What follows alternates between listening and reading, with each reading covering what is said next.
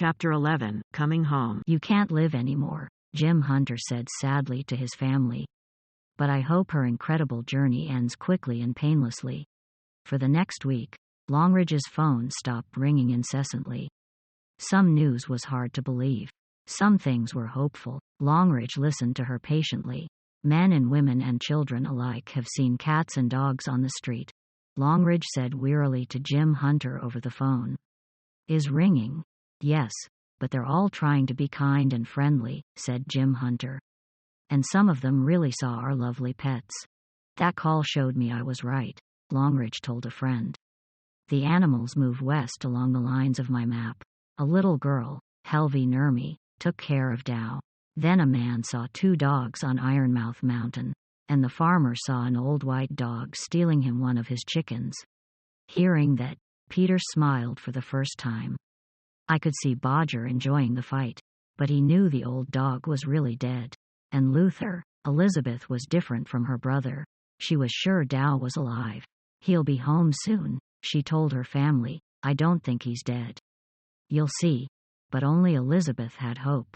Longridge and the rest of the Hunter family looked at the map. The beast was in a desolate and lonely land.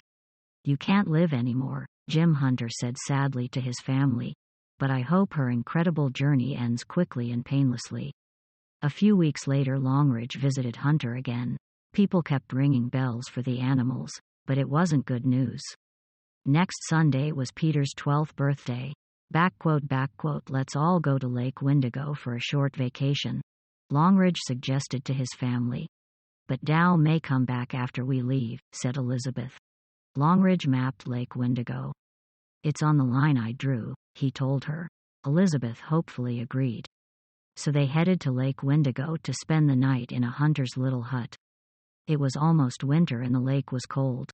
There was no boat and all other cabins were empty. Peter got a new camera and spent hours in the woods with it. Elizabeth was playing in a treehouse near the lake. Last afternoon, Sunday, Peter's birthday, they decided to go for a long walk. It was a sunny day and they walked in friendly silence. Everyone thought quietly. Jim Hunter missed his dog. He remembered walking with Ruth the other fall day, his gun in hand.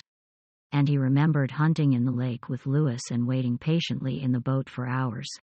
Peter remembered his last birthday walking up the hill. "Remember last year's Bodger?" he asked his father. "I tried to teach him to hunt, but he didn't enjoy it. He got tired of it quickly, poor old Bodger."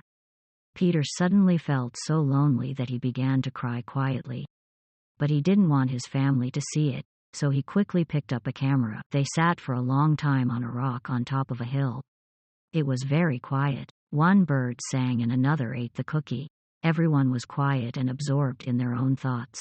Suddenly Elizabeth stood up. "Listen," she said. "Listen, Dad, the dog is barking."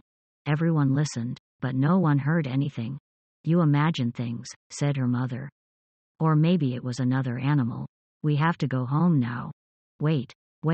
"You'll hear it soon," said Elizabeth quietly. Her mother recalled that her child still heard very well. She could hear sounds that adults had lost forever. And now to Peter, so she said nothing. The face of Elizabeth, who was listening with excitement, turned into a wide smile. "Lewis," she said, "I know you bark."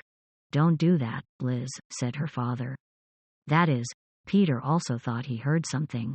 "Shish," he said to his father. Silence reigned again as everyone listened intently. Jim Hunter was strangely nervous. He got up and hurried down the hill with Peter on his back. Then they heard a howl. They stood in the quiet afternoon waiting to greet the weary traveler. They didn't have to wait long.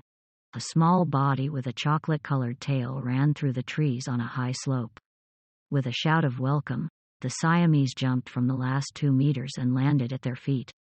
Elizabeth now had a smile all over her face. She knelt down and picked up the excited cat. "Oh, Dow," she said quietly as she held him in her arms. He lovingly placed his brown paws around her neck. "Dow," she said again and kissed him, and Dow tightened her legs around her neck. A second later the Labrador came. He was much leaner and weaker than before. The shade of the handsome dog Longridge had known. He leapt at his master with an excited noise. When Longridge saw his friend Jim's face, he had to turn away. Minutes passed. Everyone began to speak in unison with excitement. Louis howled. He trembled all over, his eyes fixed on the master's face. The cat on Elizabeth's shoulder also joined with a loud meow. Everyone laughed, talked and cried at the same time. There's a lot of commotion in the quiet forest. Then suddenly silence came. We all had the same thought. No one saw Peter. Louis ran over and he turned away. I'm glad he's back, Dad, he said. And your Dow, he added with a troubled smile to Elizabeth. The usually lucky Elizabeth burst into tears. Peter touched Dow behind his ear. Go back to your cabin, he told his family. I want to climb a hill and take pictures. Shall I come too, Peter? Asked Longridge. And to my surprise, the boy accepted his offer. They watched the rest of the family walk up the hill. Dow lay in Elizabeth's arms, Ruth walking close behind her master. Peter and Longridge went back to the top of the hill to take pictures. And they talked all the time. Anything other than dogs. Longridge finally looked at his watch. It's time to go. He looked at Peter. Let's, he began. But when he saw the boy's excited face, he stopped. Below, Bodger has come from the darkness of the forest into the light of the sun. Skinny and tired, hopeful, happy and hungry. Dear old terrier Bodger came as fast as he could. He ran faster and faster and threw himself on Peter. John Longridge then turned away, leaving them in the private world of a boy and a dog. As I was walking toward the lake, I suddenly saw a small animal in front of me. It passed by his leg and his long tail disappeared in an instant over the hill.